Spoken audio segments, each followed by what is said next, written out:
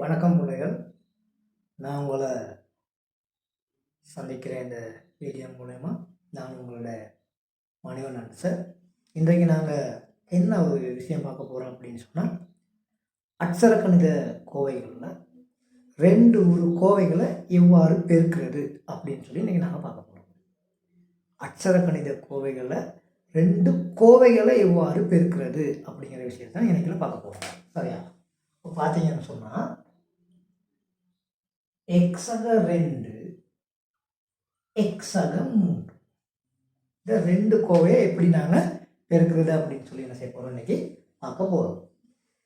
இது ஒரு கோவை, இது ஒரு கோவை. அப்போ இந்த கோவையால் இந்த கோவையை பெருக்கலாம், அப்படி இந்த கோவையால் இந்த கோவையை பெருக்கலாம். எப்படி பெருக்கினாலும் விட ஒன்று தான் வரப்போகுது. அப்போ நாங்கள் என்ன செய்யணும் அப்படின்னா, இந்த எக்ஸால் இந்த உறுப்பையும் இதையும் பெருக்குவோம். அதே மாதிரி இந்த சக 2ஆல் இந்த உறுப்பையும் பெருக்கும். அப்போ எப்படி எழுதிக்குவோம் அப்படின்னு சொல்லி பார்த்தீங்கன்னா,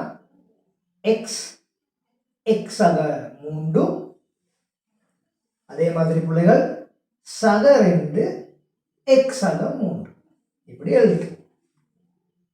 இப்போ இது ரெண்டையும் பெருக்குவீங்க. அப்போ எக்ஸ் தர எக்ஸ், இது ரெண்டையும் பெருக்குவீங்க. சரியா? எக்ஸ் தர 3, இது ரெண்டையும் பெருக்குவீங்க. 2 தர எக்ஸ், இது ரெண்டையும் பெருக்குவீங்க. 2 தர 3. ஆகவே எக்ஸ் வர்க்கம் சக 3x சக 2x சக 6 இப்படி உங்களுக்கு கிடைக்கும். இப்போ இந்த உறுப்பை பார்த்தீங்கன்னா, இது ரெண்டும் ஒரே மாதிரியான உறுப்புகள். இதையும் ஒன்று செய்ய முடியாது, இதையும் ஒன்று செய்ய முடியாது. ஆகவே எக்ஸ் வர்க்கம் இது ரெண்டும் ஒத்த உறுப்புகளாக இருந்தால் எங்களுக்கு கூட்டணும். ஆகவே இங்கனைக்குலையும் நேர் 3x, இங்கனைக்குல நேர் 2x. அப்போ ரெண்டுமே நேரில் இருக்குது.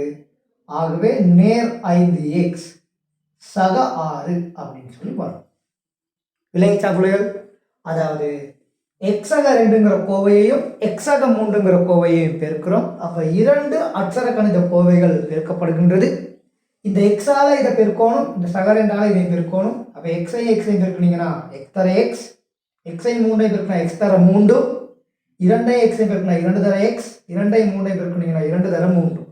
இப்போ எக்ஸ் வர்க்கம் 3x 2x 6 அப்படின்னு 4 உறுப்பு வரப்போகுது. இது ரெண்டும் ஒத்த உறுப்புகள்னால அதை மட்டும் கூட்டி போடலாம். எக்ஸ் வர்க்கம் சக 5x சக 6 அப்படின்னு வரும்.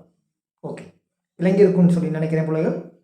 இதே மாதிரி இன்னும் சில வீடியோக்களில் நாங்கள் உங்களை சந்திப்போம்.